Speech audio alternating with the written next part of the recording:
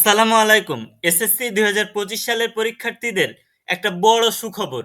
সেটা কি? শিক্ষা বোর্ড কিন্তু ইতিমধ্যেই এই যে ৭ আগস্ট ৭ আগস্ট মানে একদিন আগে তোমাদেরকে জানিয়ে দিয়েছে শিক্ষা বোর্ড থেকে যে খুব দ্রুতই কিন্তু তোমাদের বৃত্তি রেজাল্টটা প্রকাশ হতে যাচ্ছে।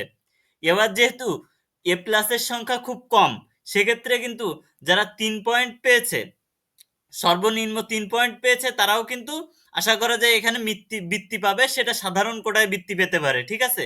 যে শুধু এ প্লাস যারা পেয়েছে তাদের বৃত্তি দিবে এরকম না, ঠিক আছে? যারা পরীক্ষায় উত্তীর্ণ হয়েছে এবং ৩ পয়েন্টের উপরে, তাদের কিন্তু বৃত্তি পাওয়ার একটা সুযোগ এখানে আছে। শিক্ষা বোর্ড প্রত্যেক বোর্ডের চেয়ারম্যানদের কাছে তাদের তথ্য চেয়েছে যে কতজন স্টুডেন্ট পাস করছে, কতজন স্টুডেন্ট কোন বোর্ড থেকে, তোমার বোর্ড থেকে কতজন স্টুডেন্ট এ প্লাস পাইছে, বিভিন্ন তথ্য চাইছে।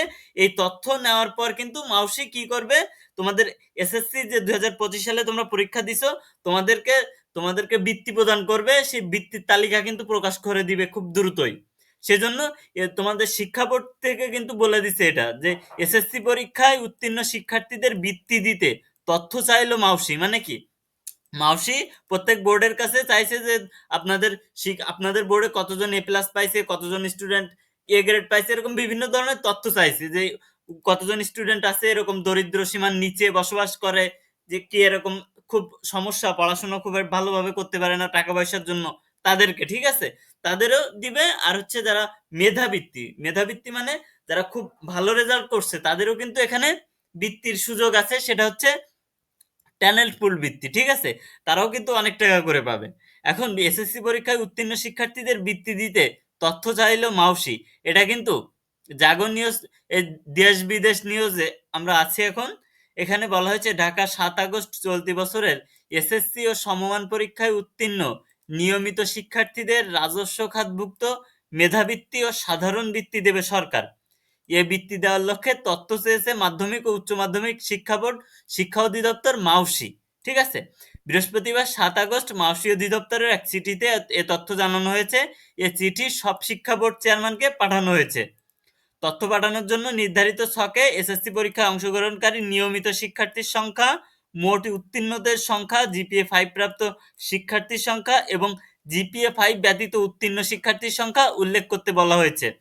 মাউসি সূত্র জানায়, প্রতি বছর এইচএসসি পরীক্ষায় ফলের ভিত্তিতে মোট ১০,৫০০ শিক্ষার্থীকে রাজস্ব খাতভুক্ত বৃত্তি দিয়ে থাকে সরকার। এর মধ্যে ১,১২৫ জন শিক্ষার্থী মেধাবৃত্তি ও ৯,৩৭৫ জন সাধারণ বৃত্তি পেয়ে থাকেন। মানে এইচএসসি বলা হয়েছে কেন এখানে, যারা এসএসসিটা এবার পাস করেছে, কলেজে যারা ভর্তি হবে, তাদের ক্ষেত্রে কিন্তু এই যে বৃত্তিটা প্রদান করবে তারা। এর মধ্যে ১,১২৫ জনকে দিবে কি, ১,১২৫ জনকে দেবে ট্যালেন্ট পুল, যেটাকে বলে মেধাবৃত্তি, এবং ৯,৩৭৫ জনকে দিবে সাধারণ বৃত্তি। সুতরাং এখানে কিন্তু পয়েন্ট কম থাকলেও আশা করা যায় তারা বৃত্তি পাবে, অনেকেই পাবে। মেধাবৃত্তিপ্রাপ্ত শিক্ষার্থীরা মাসে ৮২৫ টাকা এবং বছরে এককালীন ১,৮০০ টাকা মানে ১,৮০০ টাকা পেয়ে থাকেন।